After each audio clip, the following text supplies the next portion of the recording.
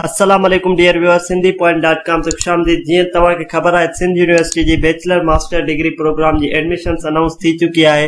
Last video में असा account registration सिखियोसी, हिन वीडियो में असा ऑनलाइन फॉर्म फिल करण सिखंदासी।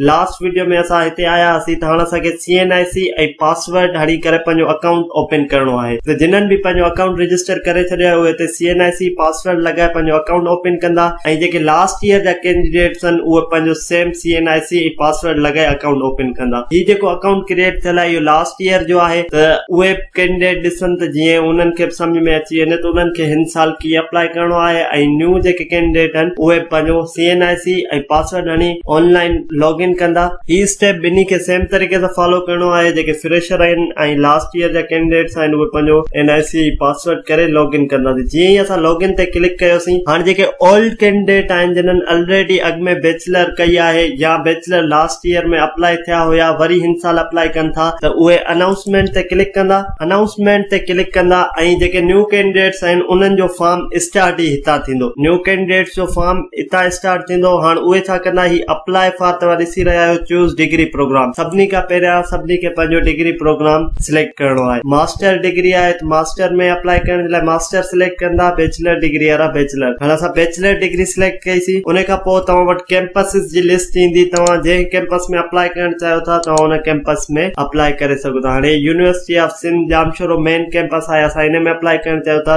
असां हिते अप्लाई ते क्लिक कंदासीं।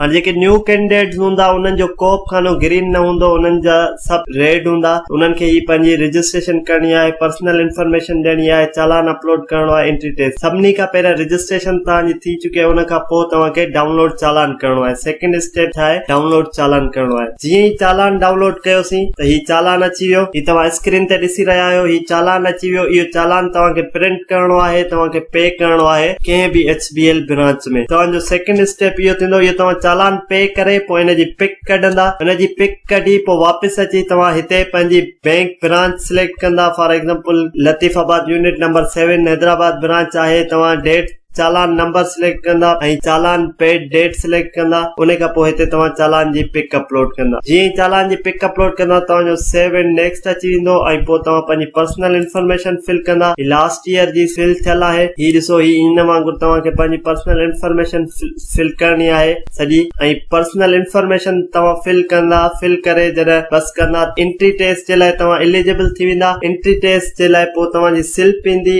जीअं ई तव्हां स्टेप फॉलो कंदा वेंदा तव्हांजो ग्रीन थींदो वेंदो। ही ॾिसो, जीअं रजिस्ट्रेशन कंप्लीट आहे ग्रीन आहे। वरी तव्हां चालान पे करे चालान अपलोड कंदा त ग्रीन थी वेंदो। ही थर्ड तव्हां पर्सनल इंफॉर्मेशन करे सेव एंड नेक्स्ट कंदा। उन खां पोइ तव्हांजी एंट्री टेस्ट थींदी। एंट्री टेस्ट खां पोइ तव्हांजो फर्दर फॉर्म अॻिते फिल थींदो। उमेद था कयूं तव्हांखे सम्झ में अची वियो हूंदो। जेके फ्रेशर्स आहिनि उन्हनि खे सम्झ में अची वियो हूंदो। जेके लास्ट ईयर जिन्हनि अप्लाई कयो ऐं हिन साल वरी अप्लाई कनि था उन्हनि खे सम्झ में अची वियो हूंदो सिंध यूनिवर्सिटी जो एडमिशन जो फॉर्म कीअं फिल कजे। त तव्हां असांजे चैनल खे लाइक कयो, सब्सक्राइब कयो त जीअं असांजी हर नई ईंदड़ वीडियो अव्हां ताईं पहुची सघे। ऐं जेका बि अव्हांजी क्यूरी हुजे अव्हां कमेंट सेक्शन में असांखे ॿुधायो त असां कोशिशि कंदासीं उन ते वीडियो प्रिपेयर कयूं ऐं तव्हांजी हेल्प कयूं।